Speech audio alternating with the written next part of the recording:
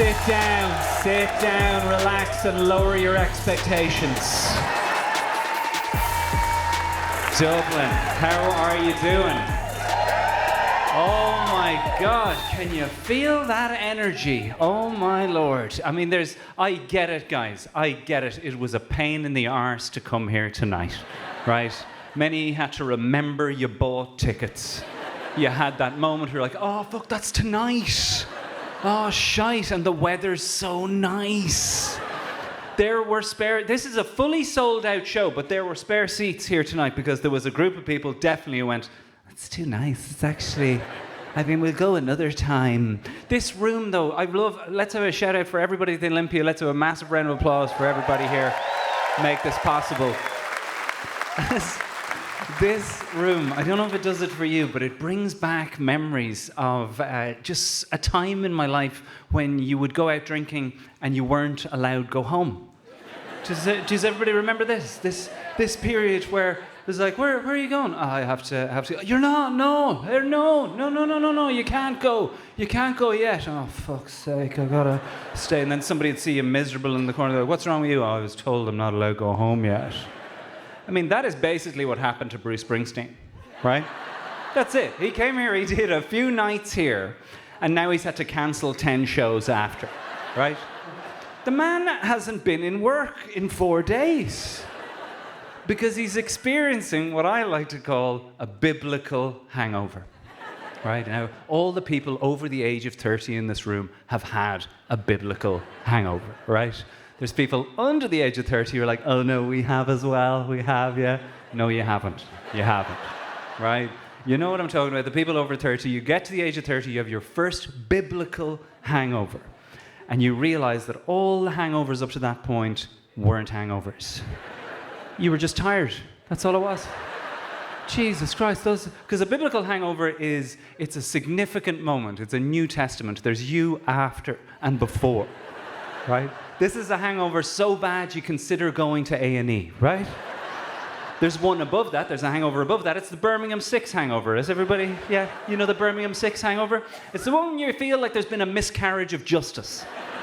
Like, this is all wrong, lads, this is not right. How the fuck am I this hungover? I didn't do anything wrong. I didn't do anything you didn't do. How am I in here and you're out there? This is not right. You're the Andy Dufresne of hangovers. That's who you are. The one up from that is obviously the CSI Miami hangover. We've all had that one, right? Where you're not contending whether a crime has occurred, you're just trying to puzzle out how. Now, I was hammered when I got to your house. I know this, right? But how was I that far ahead of the rest of you when I got there? How did I get there to start with? Did I get a lift? I didn't get a lift with you. How did I get? I actually don't know how I got there. How do I have these black marks on the inside of my trousers? My good white trousers are ruined. How did I get these here? I cycled a bike. Finally, we're making some progress. Okay, right. Was I drinking on the bike? Because that's a thing I can do. Was I drinking on the bike? Because I must have covered some distance because I can't feel my quads and I can no longer go downstairs. My wife gets 2 types of hangover. She gets the Judge Judy and the X-Files, right? She gets Judge Judy. Everyone knows a Judge Judy where somebody is to blame. It's never her. No, actually, I said to you I didn't want to drink last night, and you kept buying me drinks. You kept topping me up. This is your hangover. Go get me chips. Case closed. But her X-Files ones are legendary. My wife's X-Files hangover. You know an X-Files hangover, right? It's the one where you feel like something weird happened there now. I have 2.5 hours that are unaccounted for there. Here, what's that all about? Tina gets X-Files hangover so bad. She came into me on a Saturday morning and she said, Jar, last night was amazing. It was so good. I'm in smithereens, obviously. But you should have come out last night. I was like, I was there. She's like, no, you weren't. I'm like, that's you, me in those photos. That's weird. Where did those 2 hours go? I mean, it's just strange that I lived away from here for 10 years and I came back and the respect for the hangover has changed, right? The respect for a hangover changed in that 10 years. It's diminished significantly and the government are doing fuck all about it. Right, we all know what I'm talking about here. You remember there was certain jobs 10 years ago where a hangover got more respect than actual illness, right? We all had one of those jobs where you came in and you sat down and you go like, I'm actually feeling quite sick today. I'm overtired. I'm coming down with something. And people are like, well, you fuck off. It's Wednesday. Everybody's not feeling great, okay? But you come in the next Wednesday, unable to move your hands or form sentences. Somebody appears next to you at the desk.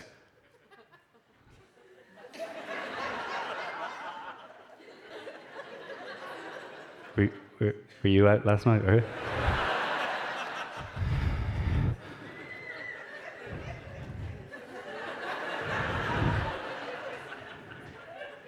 Fucking legend. Work experience guy. I don't know what your name is. Just go get him 2 large chips. I don't care where you have to drive to. Take the money out of the petty cash. 2 large chips is what we need for him. A full Coke. Put them here. Don't talk to him when you return. Close the blinds. Take the phone off the hook. Nobody talk to him. You, sir, are a credit to this company. That's what you are. Tina worked in a Montessori. She worked in a Montessori school in Dublin, where it was understood that if you arrived in hungover, you were to go and sleep in the beanbags till 11:30. The other kids understood it. The parents respected it. Because, it's just weird, right? It is just weird. Now you're hearing people saying stuff like, oh my God, I think I smell drink off your man. You actually hear Irish people say that. I think I can smell alcohol off your man. I think he was drinking last night. That used to be some shit that you rang home from America on your J1 to tell people. You'd be like, and your woman was like, I think your friend Sean was drinking last night. And you're like, yeah, fucking right he was. How do you think he's managing to work here? You should smell like alcohol, you fucking dry shite. It's just, it is crazy how it's changed, right? A lot happened in that 10 years. We can all agree that. Lots happened in that 10 years, but the country changed. I mean, there's way more sea swimming going on, for starters. Just an insane amount of sea swimming. People from Monaghan sea swimming, right?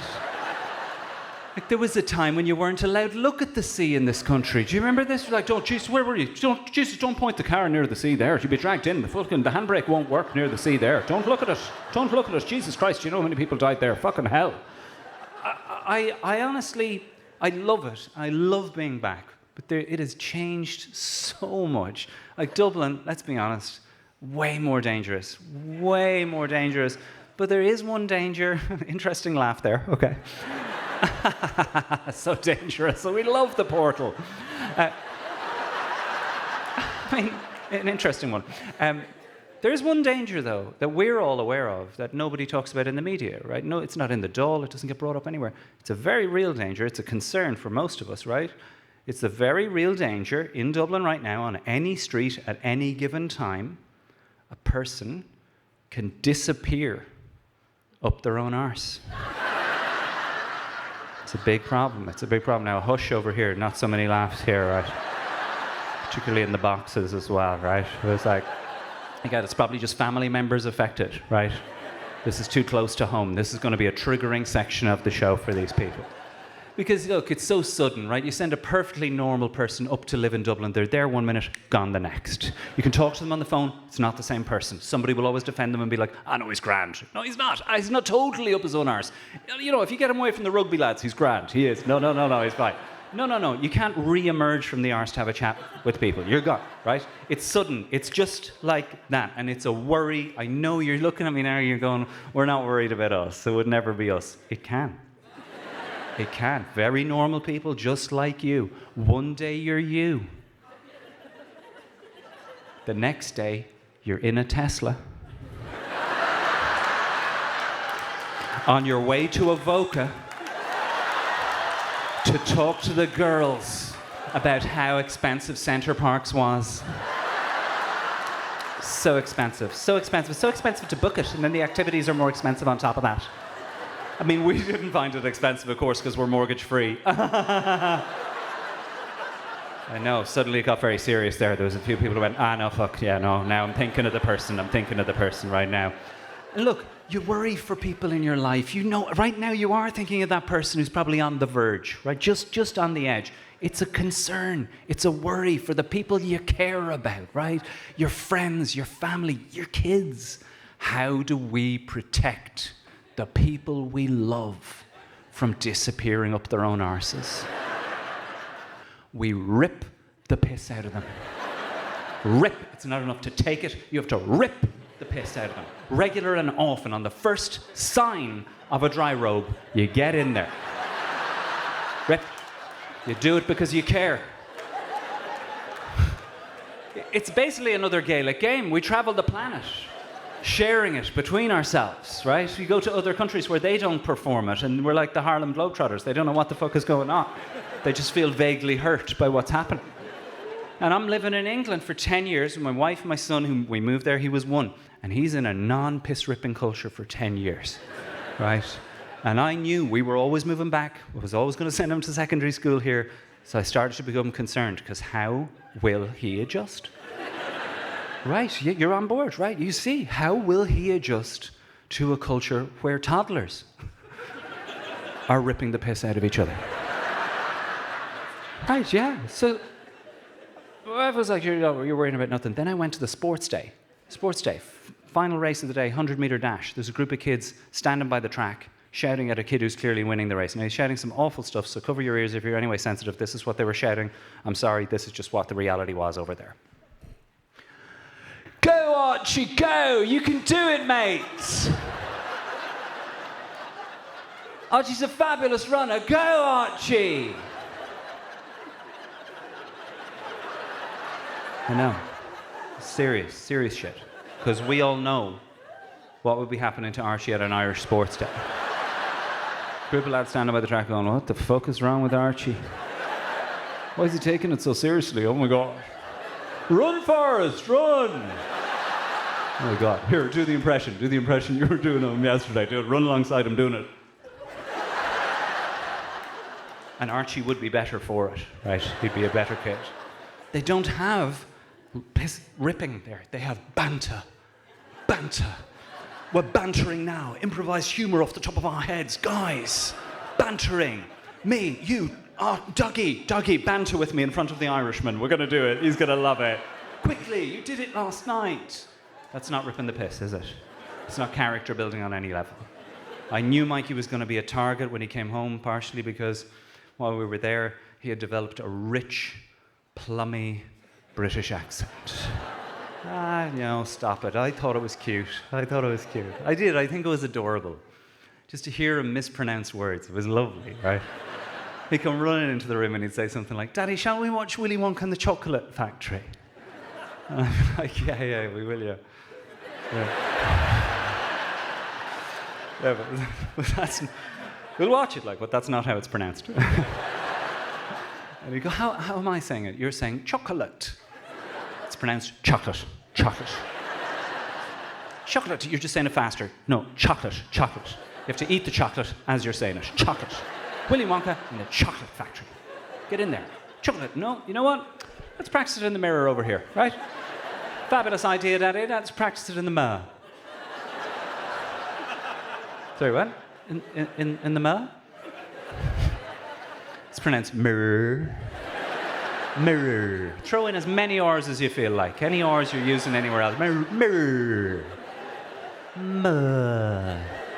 No, mirror is what we give to the baby Jesus. Why don't we just focus on Chicago and film for now? I was worried. Right? I was worried. My wife's a child behaviourist. I said it to her. I sat her down. I said, this is my concern. She thought about it for a while and she went, you know what I actually think we need to do is introduce some ripping the piss to the home. I was like, how would that work? She said, before bed, each night, we'll bring him down. We give him a light going over. On what? Whatever he's most sensitive about. You're laughing. Every evening you come down in the pyjamas, you give him a light going over, you wipe the tears away, you send him up to bed. It's glorious. He was ready for it. When he came back, he was given as good as he got. Do you know what he wasn't ready for? He wasn't ready for the pressure he was going to come under to play Gaelic football. Oh my God. What happened to that sport in the 10 years that I was away? When I went away, people liked it. When I came back, it was a religion. An AIB could put ads on the TV that said things like, if you don't play Gaelic football, you'll cease to be an individual. If you don't play Gaelic football, you'll never find love, you'll never find an identity. And we, AIB, will never give you a mortgage. Fuck. So, Mikey, we're going to have to give this a go, son. We're going to have to give this a go. And he's such a good kid. He's up for it. He's like, well, what equipment am I going to need? And I was like, not much, just a gum shield to start with. You didn't even laugh. You didn't even laugh. Think about it. I said to my son, I've got a new activity for you. First things first, let's protect your teeth from getting smashed out. That was a rough 2 weeks. I went to the games. It was tough. He'd missed the boat, right? He'd missed the foundation level. So it wasn't going to happen. So we just said, look, he's going to play basketball, run track. That's what he does. Explaining to my father that my son was not going to play Gaelic football, honest to God, got the same response explaining to a father in the 80s, your son isn't going to drink, would have gotten. Literally word for word, the same response. What's he going to do instead? How's this going to work now? Hold on. Has he tried it? Has he tried it? Have you given him a little bit of it? But has he gone out with his friends in the fields and had a go? I feel like you guys have disconnected from the analogy between drinking and football there. Okay, that's all right. Come with me, right? I'm working my whole off. I'm filling a thing here. You've got to do a bit of work too, okay? That's all right. That's all right. Stay with it. Some of the jokes are a little bit more complex than others, right? It's like, he's not into it. He's not going to play it. What's he going to do at weddings? What the fuck is going on at weddings? I mean, it's just so... It was a weird time to move back, right? It was a weird time. Everything went weird. Everyone was weird, right? We went through so much stuff that now you couldn't say anything to anyone. Nobody trusted anything that they couldn't fully explain, which is weird, given that 90% of the people in this room were raised at a time when they couldn't explain anything and they accepted everything. That's how we grew up. Couldn't explain anything, we accepted everything. That's why everyone in this room is totally fine with contactless payment without knowing where the fuck their money went. I'll tap for it. No, let me tap. I'll tap. Aha, I got there before you. Where'd my money go? Not a fucking notion. Is it over 50? I'll use my watch. Just bought a car with my watch. Where'd my money go? Not a fucking clue. The cloud. If we went around the room, how many people could explain the cloud? Yeah, we're all, it's backed up to the cloud. Don't worry about it. We're Irish people. We have a natural distrust of clouds. Look, it's backed up. You hear a fella saying, oh, don't worry about it. It's backed up to the cloud. It's all fine. It's safe. That's backed up to the cloud. It's safe up there with my dick pics. It's all good. If we're being really honest, magnets. If we went around the room, how many people could explain them? Where are they found? One guy's gone to check.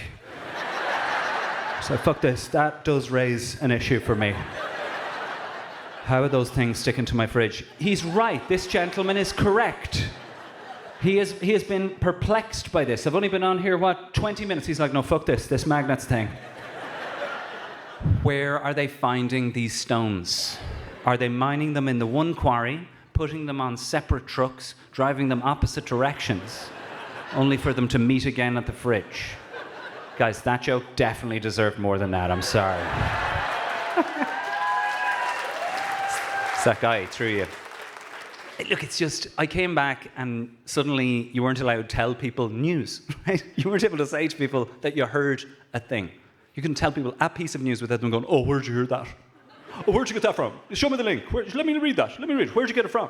Oh, The Guardian. Oh, yeah, The Guardian would say that. Honest to God, that's really troubling when you grew up in a time when there was only one place to get your news. A much more peaceful time. No news alerts. Just one place to get your news. You remember it? The news. Remember, this was a wonderful show. There's people under the age of 20 going, what the fuck are you talking about? The news. It was a TV show on once a day. It was called The News. It had a theme song. None of us ever heard the theme song because whenever the picture came on the screen, a chorus of older people would say, shut the fuck up, the news is on now. And they were right. The news is on. We don't know how long or short it's going to be. Be quiet. It could be 15 minutes, could be 35 minutes. You don't know, some days had more news than others. You knew it was the end of the news when the man would say, that's the news. We'll be back tomorrow, if there's more. Here's the weather. There's always some of that. People that were on the news accepted they were on the news. Do you remember there was a time when a person could be on the news and they would accept, I'm on the news, here's why. Now, people get on the news, immediately deny it, right? Wasn't me. We don't even need to get into Jeffrey Donaldson. They're just straight A. I deny it. Fucking Leo Varadkar resigned as Taoiseach.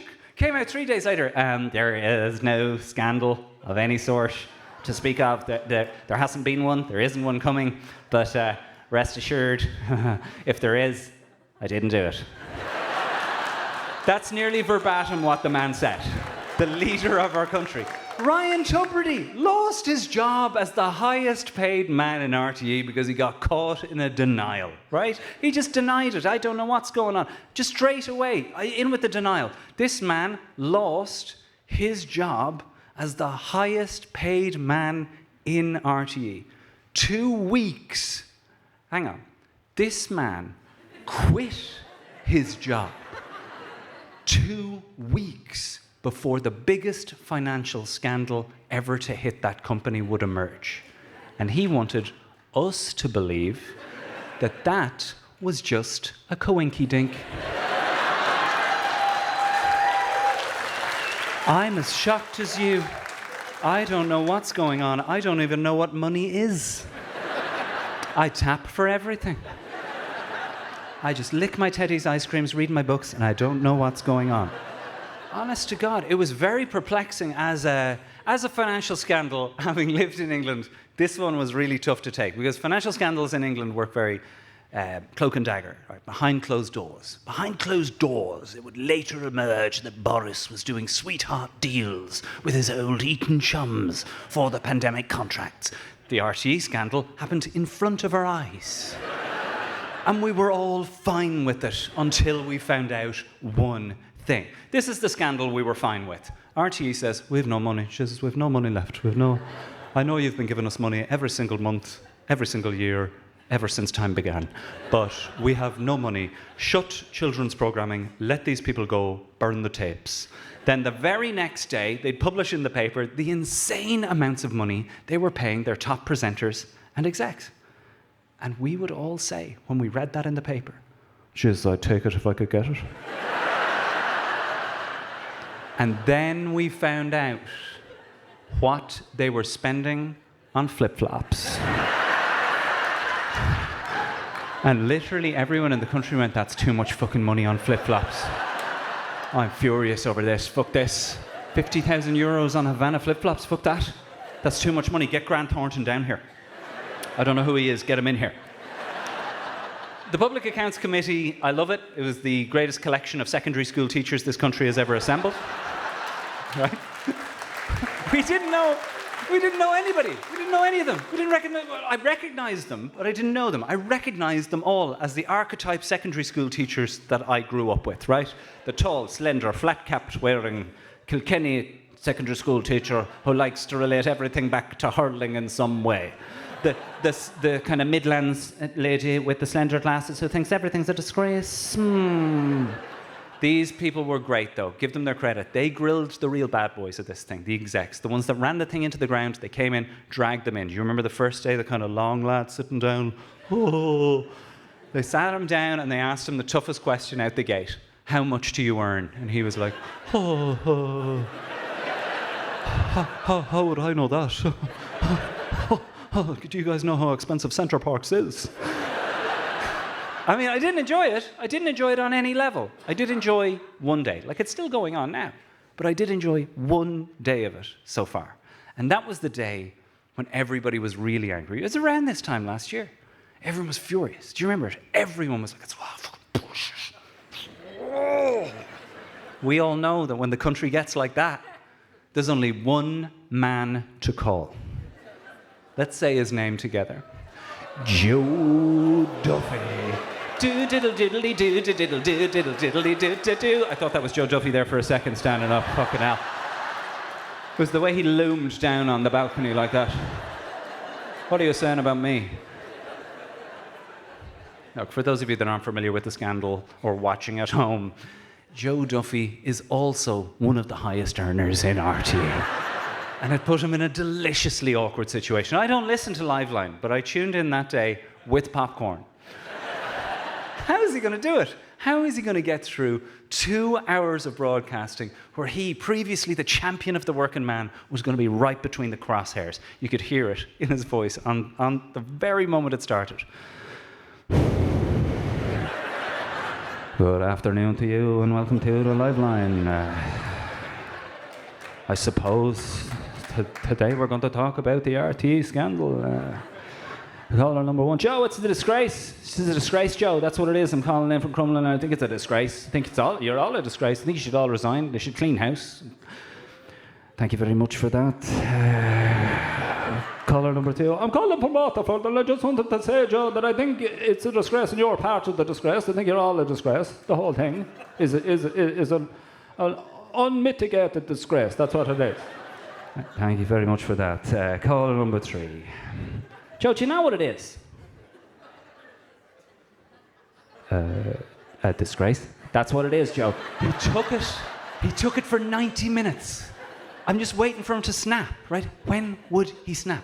90 minutes. You go back and listen to the podcast. He took it for 90 minutes. And then he said a sentence I will never forget for the rest of my life. Joe Duffy came out and said, listen to this, I suppose you'd have to say RTE is a complete waste of space. Oh, I suppose it's never done anything good in its entire existence and they should burn the place to the ground and throw away the keys.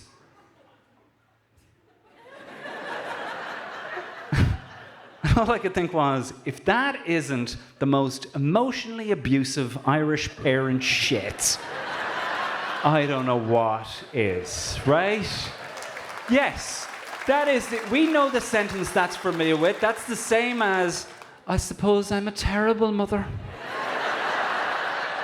I suppose I've never done anything good, mind. Oh, I've made your life a misery, have I? Oh, that's fine. No, that's fine. Completely fine. I'll go and live in the shed. There'll be no more cakes in this house. I'll live in the shed and I'll eat coal. That's what I'll do. We knew exactly what Joe was doing because we have all evolved the survival skill to be able to translate what women of a certain vintage are saying to us when they say the opposite of what they mean. Every single one of us has it. You know the sentences. Oh, no, that's fine. Suit yourselves. That woman has a very clear idea what she wants you to do. And you better figure that shit out fast or face her wrath. No, leave that there. I'll bring it upstairs later on when I'm going. No, please don't. Put it down. That's absolutely fine. I'll bring it up later on when I'm going with the rest of your bits and bobs. The next one is going to be triggering for a lot of the women in the room, okay? So strap in, ready for this one, okay?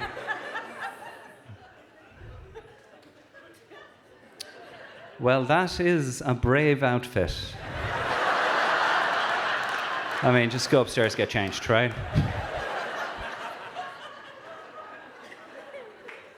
I know it every single night of this tour that there's Irish men in this room at this point going, what the fuck is he talking about? Drawing complete blank on, I don't understand. My mother's my biggest fan. I was with him up as far as Joe Duffy, but what's this all about? Lads, yeah, you're right. You are drawing blank. You know why? Because this Irish mammy stuff is written from the male perspective. Because if it was written from the female perspective, it'd be too bleak to print. The Irish mammy is your fanboy. She's your PR guru, going around telling everybody you're looking great and the promotion's around the corner. For the girls in the room, she is a cold blast of honesty. Zeroed in, laser honesty, full in the face, ready to smash you the first time you start feeling good about yourself. Or as she likes to call it, the voice of reason. Oh, if I can't say it to you, who can I say it to? I am your mother. I'm entitled to say what I like. God's sake.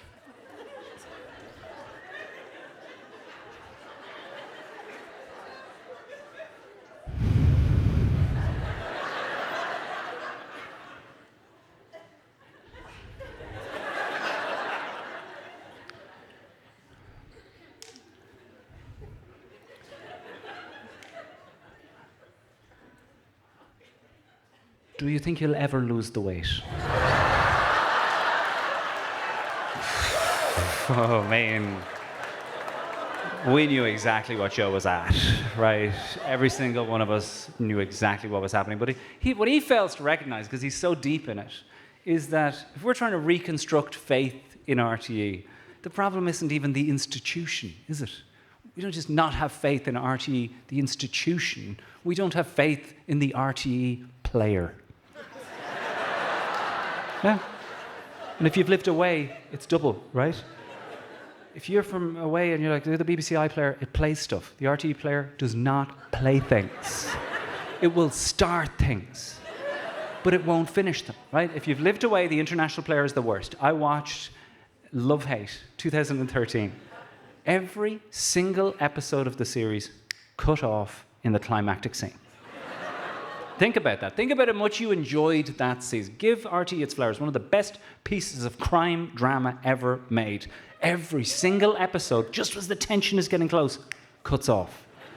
By the season finale, I was basically a character in it. I was like, this fucking thing cuts off again. I'm fucking going down there. I'm getting answers. Tina's like, you're not going to fly to Dublin, Jar. I was like, well, I'm definitely going to ring them. We sat down and we watched the season finale, gripped, just like everyone, gripped. Final scene comes, guns drawn, cuts off. I scroll down, like laughing, get to the bottom. There is a number. RTE International Player Help Desk. I ring it. It rings and rings and rings and rings. Past the 20 ring limit where it usually cuts off. Keeps going. I said to her, what are we going to do? She goes, I'll put on the kettle. Still ringing. It's just ringing and ringing and ringing. Then eventually, a man with a Cork accent answers the phone and says a sentence I'll never forget. This is what he said. What?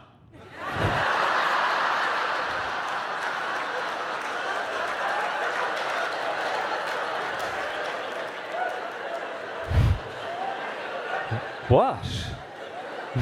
Good evening. Welcome to the RTE International Player Help Desk. Sorry for the delay. What? There is no way this man wasn't eating a sandwich. He's at a desk somewhere in the Montrose going, who the fuck's phone is that? Jesus Christ. How do you fucking answer that? Jesus Christ. He's down a corridor going, where's the noise coming from? He's into a desk, there's dust all over a dialy phone. He goes, what? I told him what? I told him, Dublin, I told him. This show's great. It's cutting off every single time it gets to the climactic scene. We're at the final episode of the season. What am I supposed to do? I'm not messing. He said to me down the phone that evening, could you not use your imagination?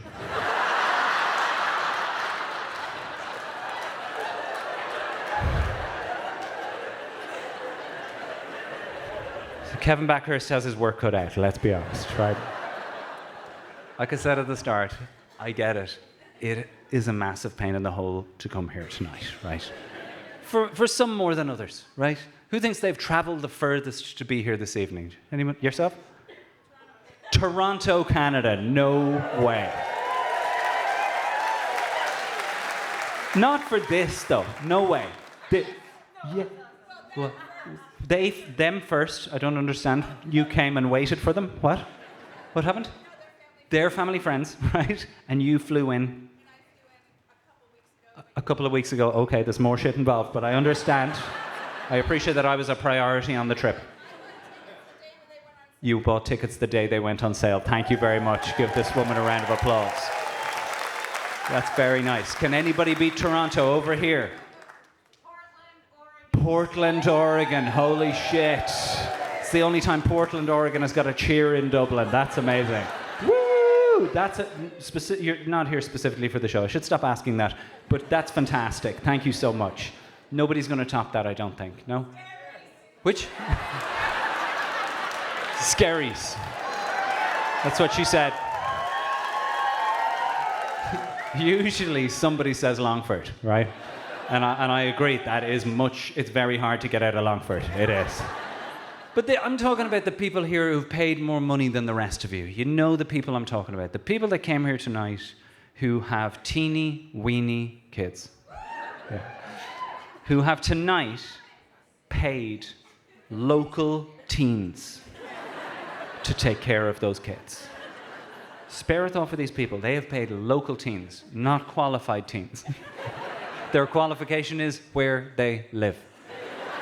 We know this because we were once those teens, right? We've all been handed a child during our teenage years and told, take care of this, and thought to ourselves, this is a bad idea. remember my first babysitting job. I remember waving to the family out the door and stopping the dad just as he got into the car and going, sorry, excuse me. When they go to bed, can I head home? I asked that question, and he didn't. He just stopped the door and turned back, told me how it worked, then got back in the car and went out. So whatever this night means to you, think about the people with the teeny weeny kids that are with local teens right now. That man got back in the car, looked at his wife and said, that guy does not know what the fuck he's doing. But we need to get hammered tonight. Then there's the people in this room with teeny weeny kids who have left their children with negligent siblings. Let's have a cheer from those people. Very tough. They don't know what they're going back to. You could be going back to kids locked behind doors. I mean, you can find a teenager on the couch just scrolling through TikTok going, they're fine. Revolute me the money. Worse than that's the husbands. Let's have a cheer from the people who left the kids with the husbands.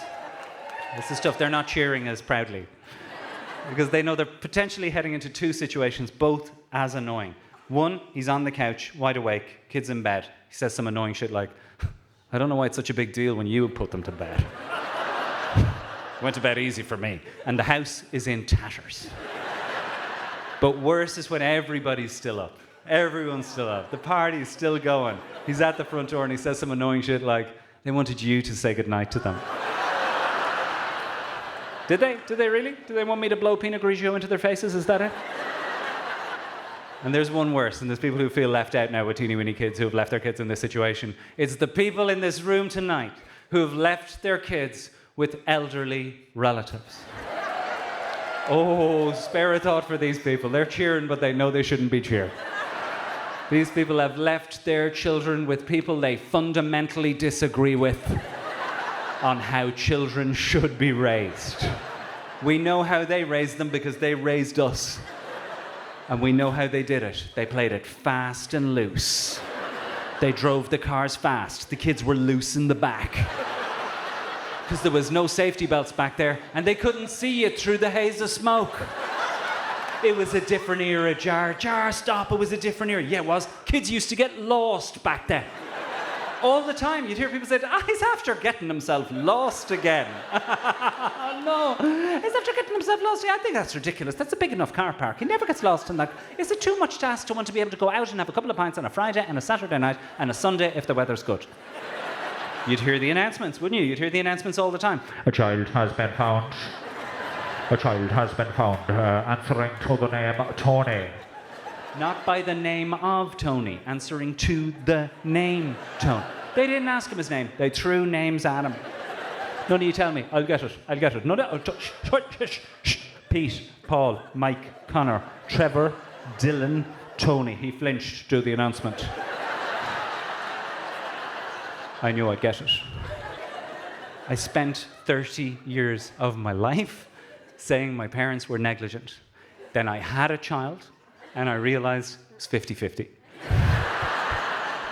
They were drinking heavily because we were behaving horribly.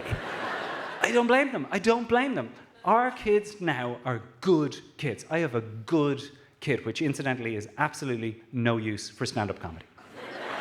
You need a brat for stand-up comedy. You need a little fecker. My son wrote me a note tonight to wish me good luck with the show.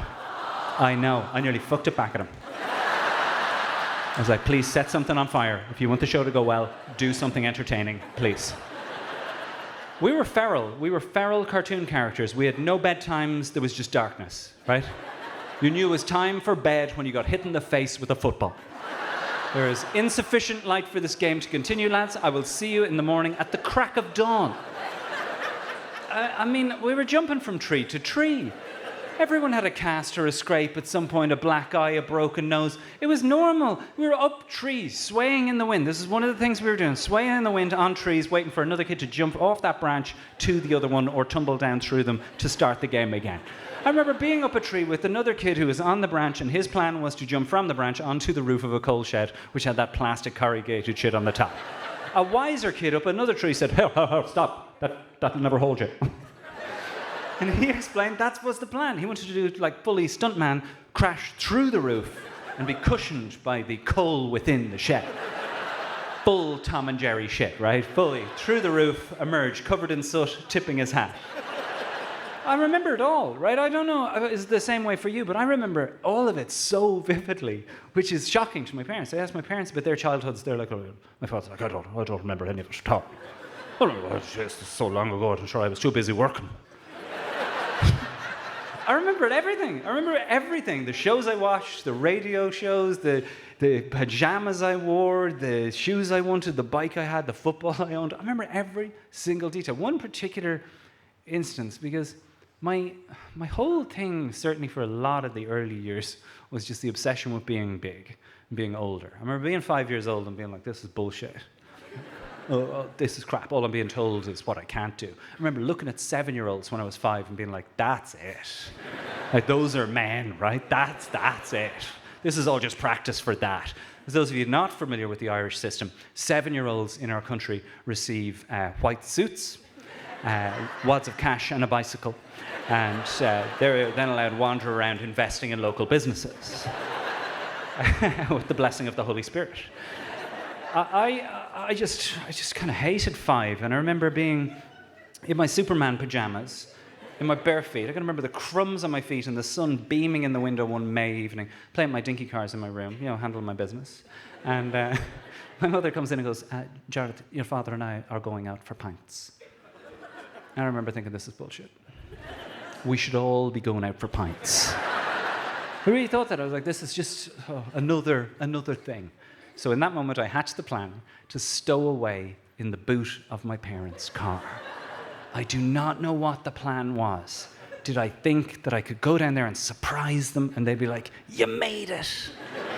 Give that man a pint. I don't know to this day what the actual plan was, but I knew I was going to teach them a lesson. Get in that boot. I remember tiptoeing across the gravel, getting into the boot of the Toyota Corolla, pulling it down, pulling a load of coats over me, checking the back seat would knock down so that I could get out the passenger side. Waited there for about a half an hour, absolutely steaming, like hair stuck to me. The car eventually pulls away. And let's just pause the story there for a second and recognize that evening, my parents waved goodbye to 3 of their 4 children.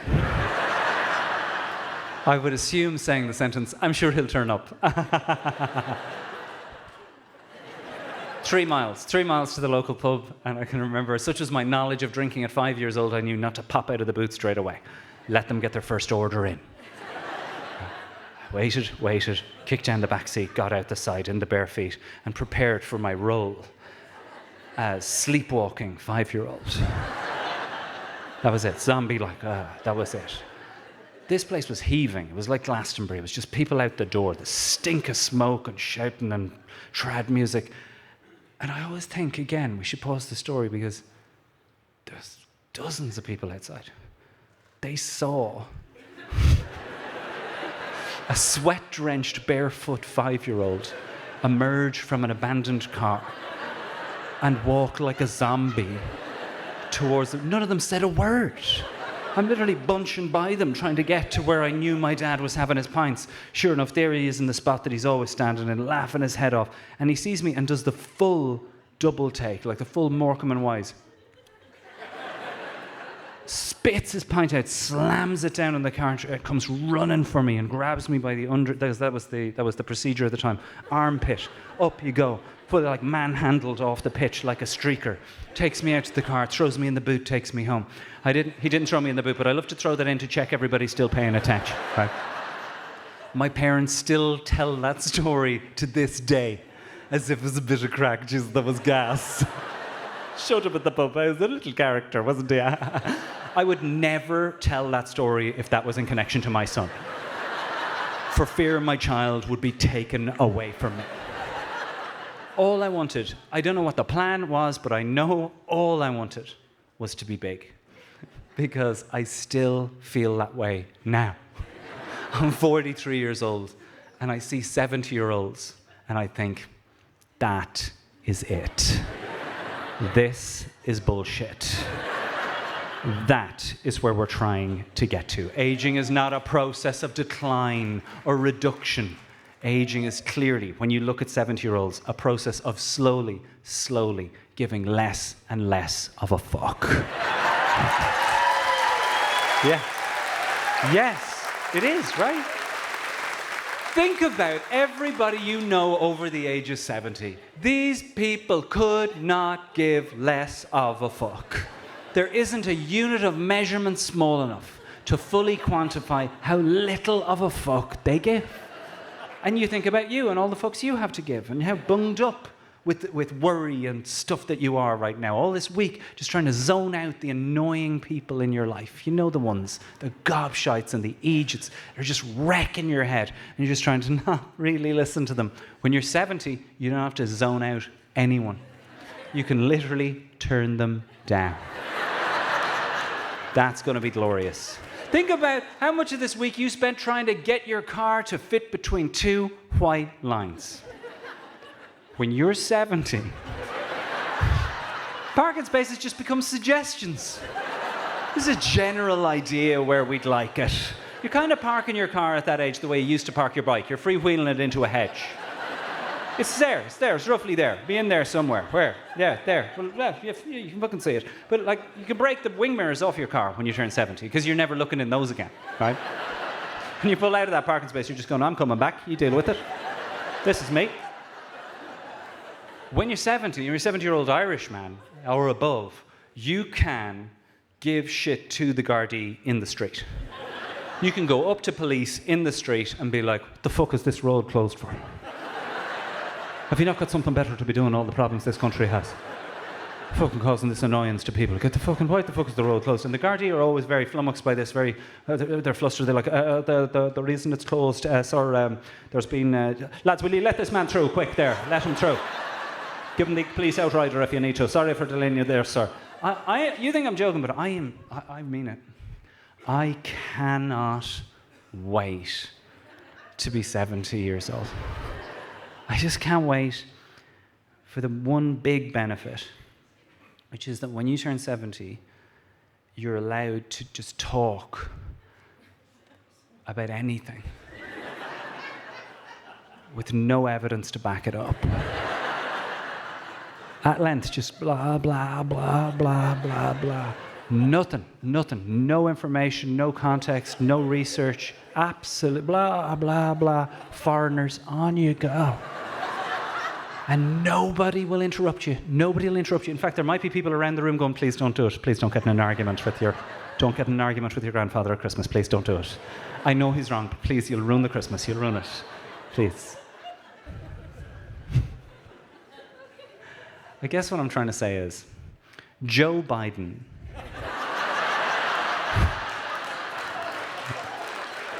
is no different from any of the people in your life, 70 or upwards. That man could not give a fuck. He just starts sentences, he doesn't know where they're going. Just starts into, I'm telling people, wonderful. State of the American way, people, this guy definitely knows. Well, ice cream. It's that look, isn't it? It's that.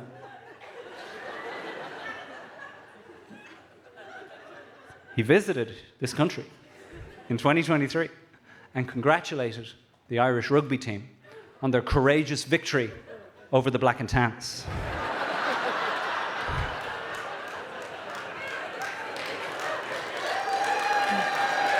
Nobody interrupted him. In fact, if you watch the video back, I think you can see somebody going, please don't do it, don't do it. You'll ruin the trip, you will.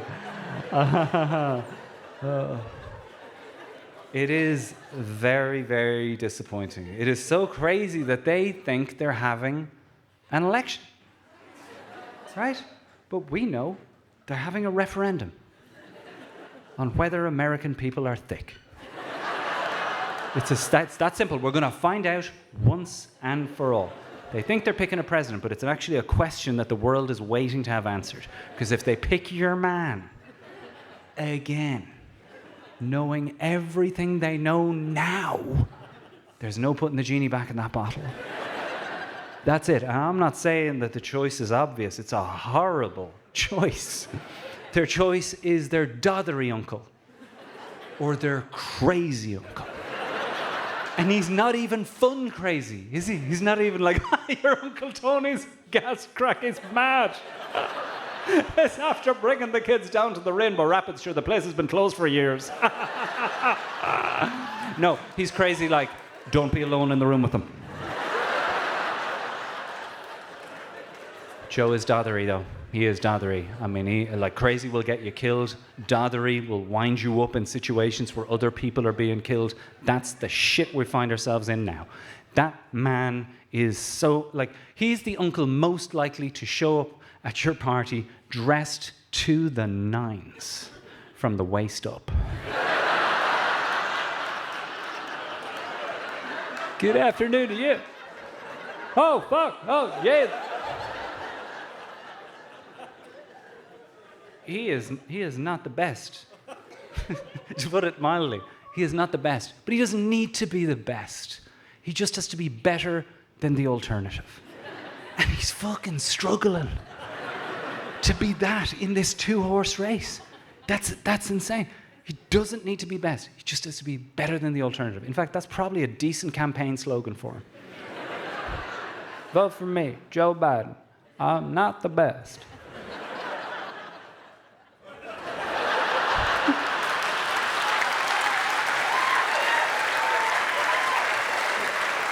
It's nearly too sad to be funny, right?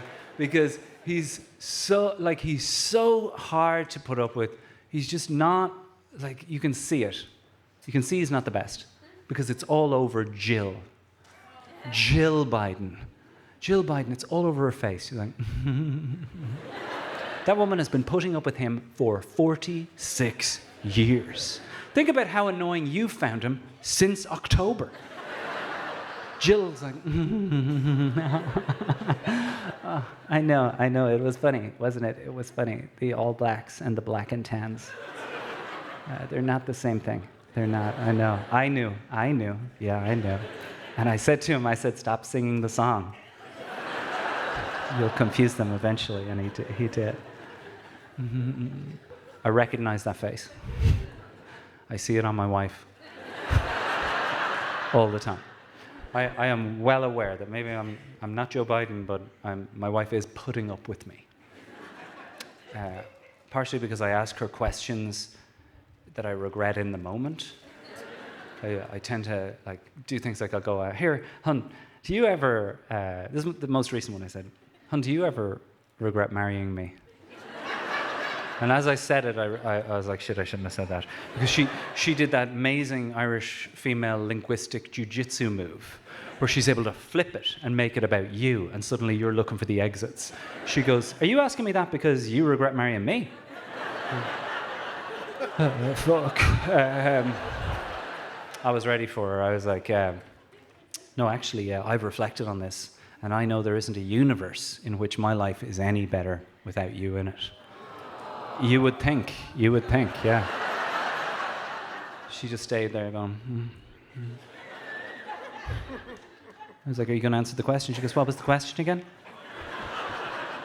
But, do you ever regret marrying me? And she goes, Like, what does that mean? She goes, Jar, everybody regrets things. Like, how often are you filled with these feelings of regret? Not often. Like a half an hour. Every day. Fuck this. That's 3.5 hours out of every week this woman's looking at the window going, what the fuck did I do with my life? I know why. I know she's messing, but I know some of it is down to me trying my best and my best not being good enough. I put up a video a while ago on Instagram where I said, my wife's the only woman in the world that's ever responded to the sentence, I couldn't love you more, with the sentence, try. 4 million views, 100,000 comments from men all over the world going, she's not the only woman that says this. And I feel like in that moment, I uncovered a universal truth, girls. You tell me if this is the case or not, by applause. What you would like from the men in your life, whether you're dating them, married to them, related to them, or just friends with them, is simple. All you would like is for them to try a little bit harder.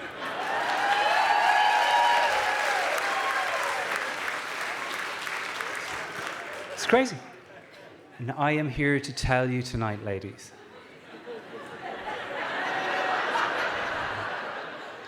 That might be too much of an ask. Lads, 99% of us are giving it 100%. And this is all we got. We are maxed out. I am at my limit. That's it. It's just beyond reach. There's things she'd like that I can't. I have boundaries. Call me old-fashioned. One of my boundaries is sleep. I believe that I shouldn't get in trouble for things once I am asleep. Tina does not agree with that boundary. I'm not the only man in this room who's woken up to find his wife at the end of the bed like this. What's wrong? You were horrible to me last night. I thought we went to bed happy. In my dream, you were a bastard to me. Oh, I wasn't there. Oh, it was definitely you. Like, I wasn't there. I was in my dreams, and my dreams are shit. Do you know what I was doing in my dreams? I was looking for my keys. And do you know who was fuck all help finding them? You. I get it, though. I get it. I'm trying, but I can't get there. There's things she'd like, I can't do. She wants a little bit of role play. Not a lot. This isn't going to get weird. She would like one specific role play. She's adamant of this. She wants the blue overalls, brown tool belt role play. She wants me to show up on a Wednesday in the blue overalls and the brown tool belt, rock up to the house, ring the doorbell, and when she comes to the door, I go inside and do all the jobs she's been asking me to do.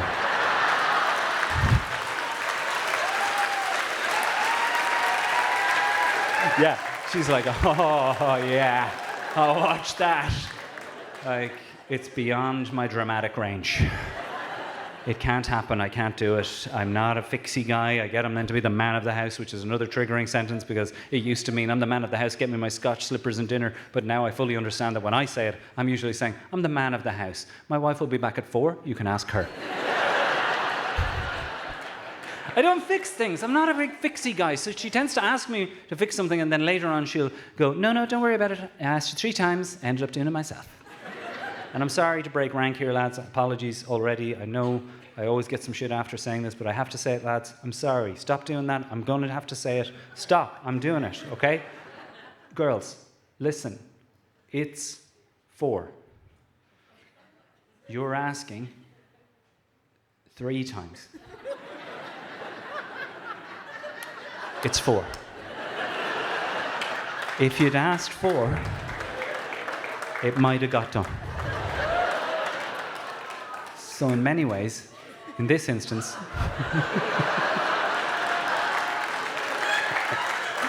I am messing. I am very, very clear though. We all get it, right? We all understand. Relationships are effort. They're about trying. It's a two-way street though, trying, isn't it? There's things, girls, let's be honest, we would like you to try. That you're unwilling to attempt, never mind get good at.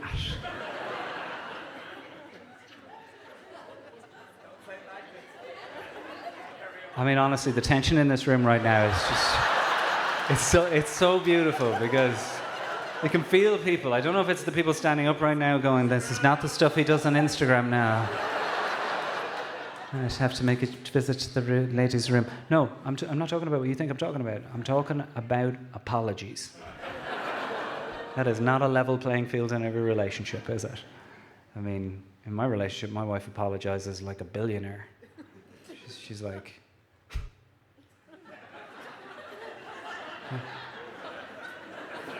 Sorry. Oh my God, I said sorry. After saying sorry 3 times if you include that.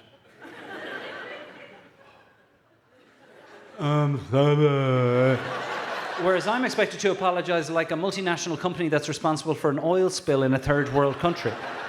At this moment in time, I would like to take this opportunity to wholeheartedly apologize for this entire regrettable event and the sequence of regrettable events that led to this awful day. I will engage in a full root and branch analysis of my code of ethics and my behavior because I understand that apologies are just words without actions, so you can expect to see a big change in me from this day forward.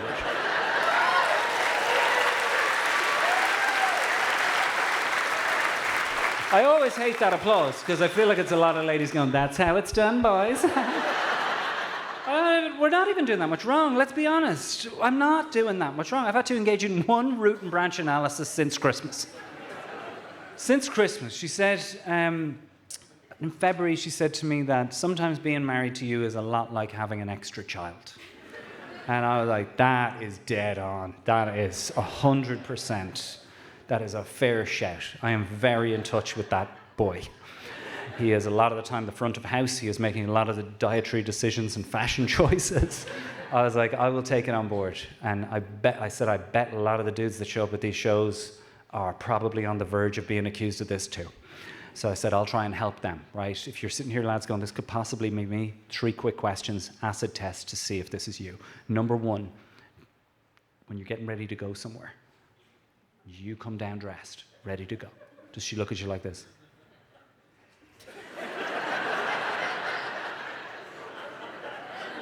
And you just know to run back up and try again.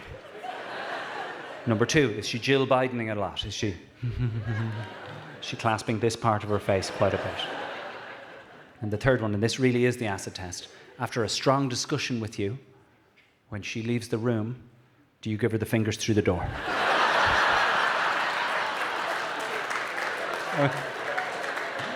Like, I want to be really clear. I love my wife. I met her when I was 19, fell in love on the spot. We've been together ever since. But I believe in the reverse honeymoon period. I fully understand that the first 10 years must have been hell for her. Because it took me 10 years, like a lot of men in this room, to stop making the mistakes that were driving her feckin' mad.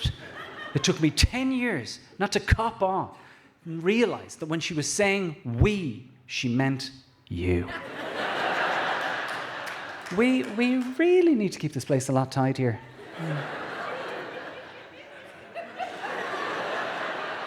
I'm a messy prick. I got it.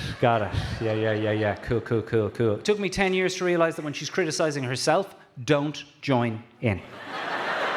She's criticizing you, get the fuck on board. Get in there. It took me 10 years to realize that brownie points exist, but they disappear when you mention their accumulation. How would you feck off? Surely I get some brownie points for bringing out the bin. 10 years it took me to realize that you don't need to ask your wife to bring you anything. You don't need to waste your energy going, hun, would you mind? I know you're busy. While you're up there, when you're in the kitchen, you don't do any of that. You point at the thing you want and you go, and then the item you want will come hurtling towards you at such a speed, you'll have to defend yourself from it. I mean, I couldn't believe it, but after 10 years, my medical bills went down. After 10 years, I realized I'm not going to the doctor half as much, because what I actually have after 10 years is a live-in GP. It is the case. That's where you get to, where it doesn't matter how bizarre or grotesque the thing you're feeling is, or what the images are coming back as. You don't even need to get dressed up to go to this doctor. You just pop the towel on, head down to the surgery downstairs. Doctor will see you right away. Just take a seat there. I'll be with you in a sec. You assume the position. You get ready to go. She takes the glasses off. That's a very good relationship, right? If she gets down on one of those trolleys that mechanics use to get underneath cars, I mean, that's true love. All we're looking for here, girls, is just a little bit of sympathy, a tiny bit of empathy, maybe a little bit of understanding. What I tend to get is a mixture of disdain, dismissal, and accusation. She comes over, she's like,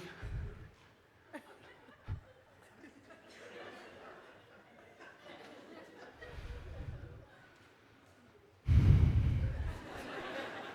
you know what that is? No, that's why I'm here. That is from you scratching yourself.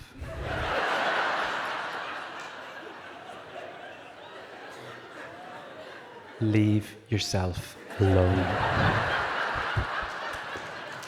I will try. I don't have all the answers here, but I do know that there's one thing that gets much, much harder after 10 years.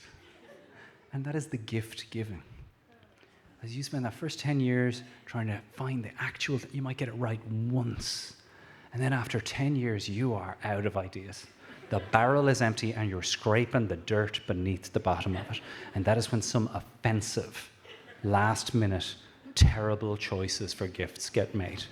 There's light bulbs going off all over this room. Women that can name the shittest gift. The gift that made them go, who is this person? In Galway, a woman put up her hand at this moment and said that her husband had bought her a framed, professionally taken photograph of his mother.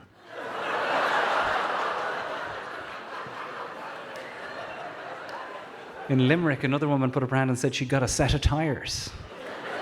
Some people in the room going, that's actually quite expensive, that's a decent gift. Depends on what tyres they are, that fella definitely. Lads, you're going to need to shout them out. Girls. Toaster. Actually, who's that? Who said that? Toaster. Christmas, birthday, anniversary. Birthday. This woman thinks she can top it. His mistress's perfume. I mean, this is like a game of poker. I'll raise you mistress's perfume.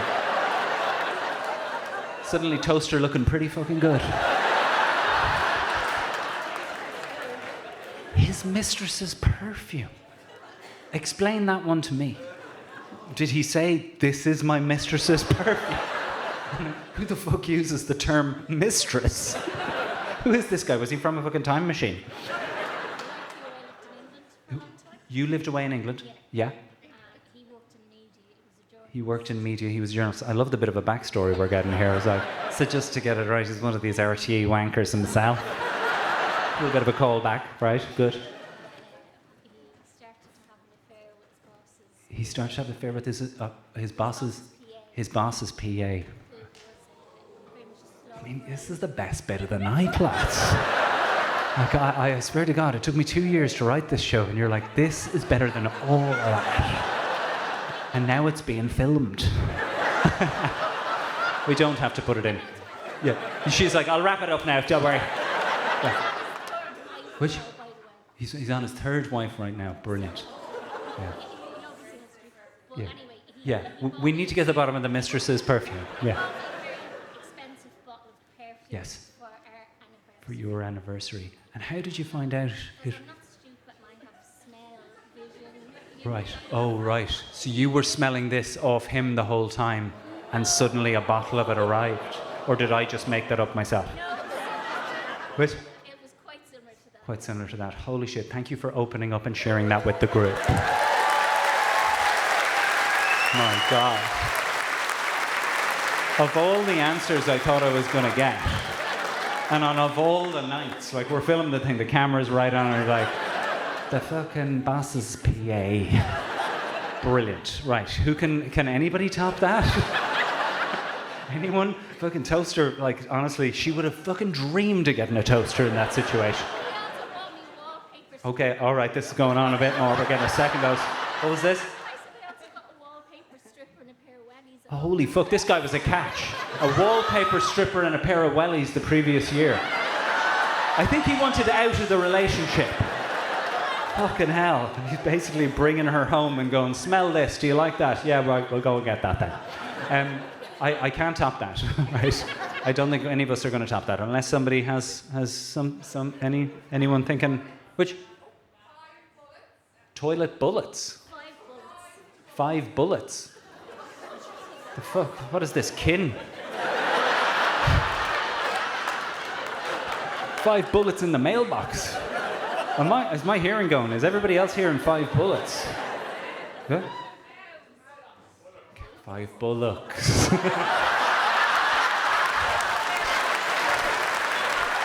Oh, good night. Amazing. Holy shit. People are going, that was a plant, that was a plant. Fully, yeah. Me pretend it was bullets. 5 bullocks, I mean... What? Holy shit, she's correcting me now going, it wasn't bullocks. Right, you're going to need to shout out there. What was it?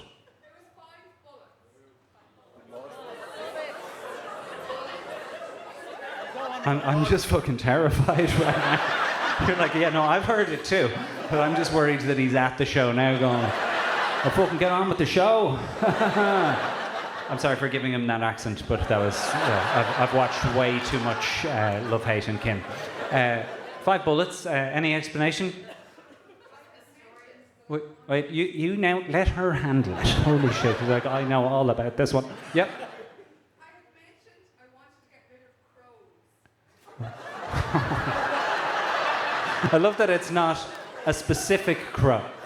Crows in general. I wanted to exterminate crows from the planet, and he arrived in on your birthday with Christmas. I've just realised where you are. She's right up the top. She's and she 5 bullets and no gun. Just throw them at them.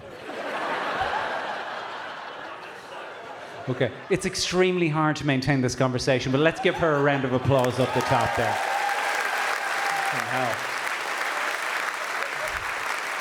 Toaster just seems such a lovely, thoughtful gift all of a sudden. So we hit 10 years and I had wasted so much money. She had wasted a load of money on things. We were just buying each other the same stuff over and again. And I made the brave, foolhardy choice to say, what about we make each other a gift? And she did the both eyebrows raised that you would expect. And I said, no. Here's the difference. These gifts have to be handheld and nobody else gets to see them. They're just for us. Only we'll know about them. And we'll share them just like only we really know about how we actually feel about each other and all our memories. She's like, okay, yeah, I see where you're coming from. What do you want me to make you? I wasn't expecting that question, but I had an answer ready to go. I said, actually, what I'd like, if this wasn't too much to ask, is a post-it note size calendar that I can keep in my breast pocket with a different picture on each month of you in the nip.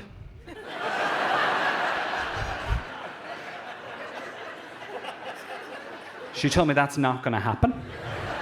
And furthermore, she did not want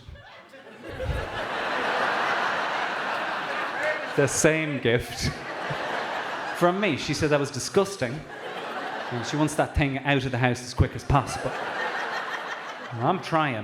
This is the thing. I'm genuinely trying, but there are things that are off limits, that are beyond my reach, and that's something we have to accept.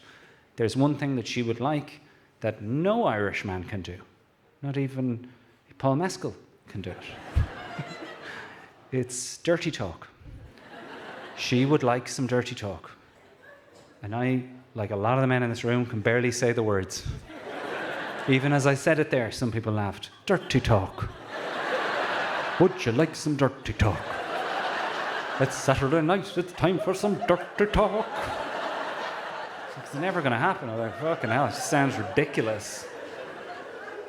Had a few pints. I said I would come home and surprise her with it. Came in and went, here. Hey, what? What do you want? Shh. Get ready, because what I say next results in her saying the meanest thing she's ever said to me in my whole life.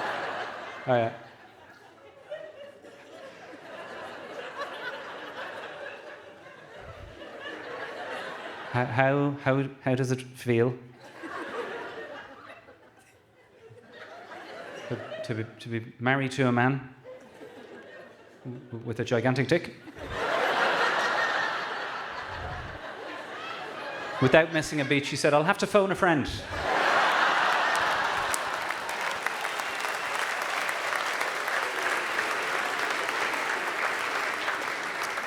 That is a very dead pint. And if you've been watching it going, he's not going to fucking drink that, is he? Man, this is a very, very, very special night. And I really, really do appreciate you coming out. I get that it was a pain in the hole for a lot of you. But I've been doing comedy a long time, and you saw my stuff and said, I'm going to come and see it. And that really, really matters to me, because I can't do anything else. I've been doing this so long, I now have no transferable skills whatsoever. I have one skill where if a company rings me angry that my bill hasn't been paid, by the end of the phone call, I can convince them that I'm as angry as them. My other skill, which I don't know who could use this, is that when there's a weirdo or a lunatic on the loose, I won't find them. But if you put me on a train, they will come to me.